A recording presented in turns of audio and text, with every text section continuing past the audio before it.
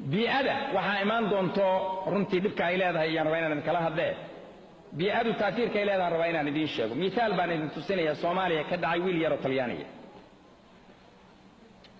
wiilka Talyaaniga aabayo hooyo kaliya ilma ka qaba diblomaasina weey aabihi waa Muqdisho weey waxa fadda Boondheer weey ma sheeko buga aniga wiilkii yani hortayda uga sheekay arintii wiilkii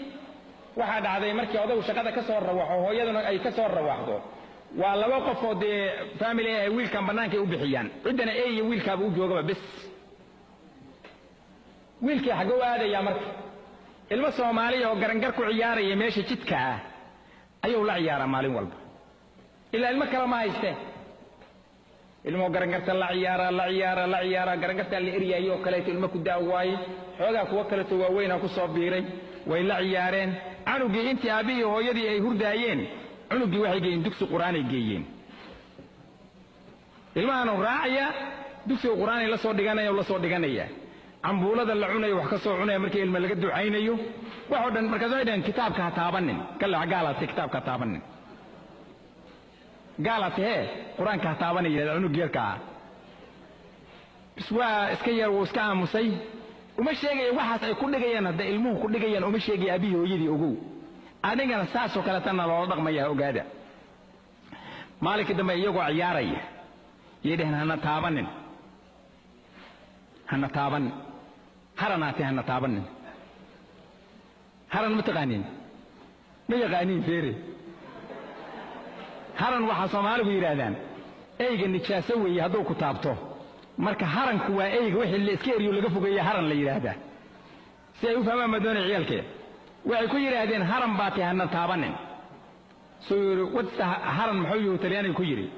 doob haran marka la yiri haran waxa weeye eyga aad la ciyaartaa marka najaasa kugu taala najaasadana ha nagu taaban najaasadaada adiguna anugii ilmahan raba inuu la ciyaaro dhagaxday dhigayna loo dhigdhigo raba waxaan hana taabanin haranaatee harankiina waa loo sheego waa eygan taabashadiisa la ciyaarayso guriga inta ku soo maalintii wuxuu yiri eyga ku bilaabo ul waa yaabeen odagii aabay waxa leeyahay eyga maxaa u dilaysaa waa fiican yahay waa faratelaaga waaye faratel way brotherka yirahdo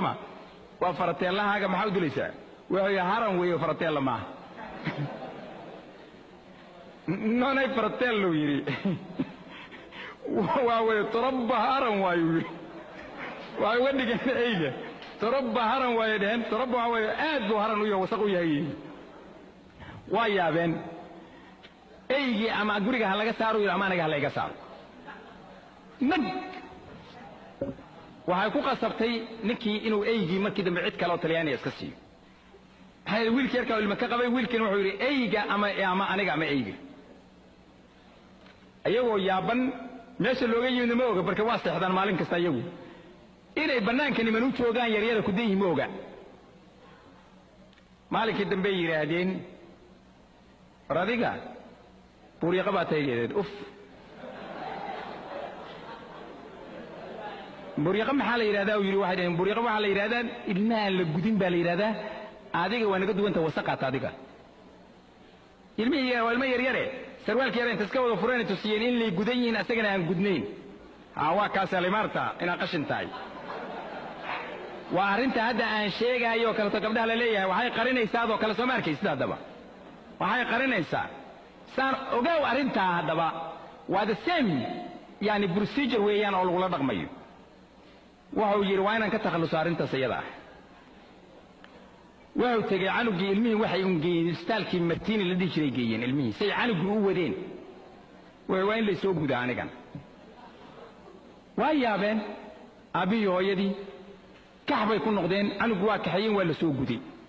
halka canugu qaban Talyaanigu maxay sameeyeen waa imtixaanan yihiin waxa la yiri baqtiga cunta maalinkii dambe doofaarka cuntaha la yiri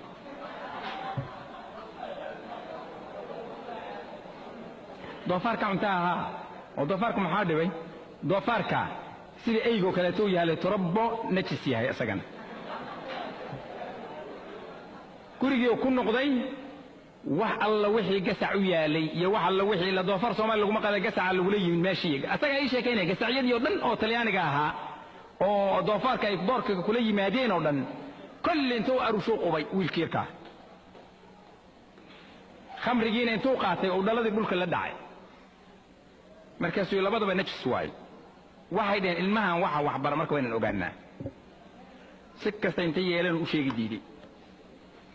saasoo kale taa marka doofarka looga tufay anu gaasgaalka ah ilmahanaga doofarka leeyahay maxaa dhacay waa cunta cun xaka cun is good maniela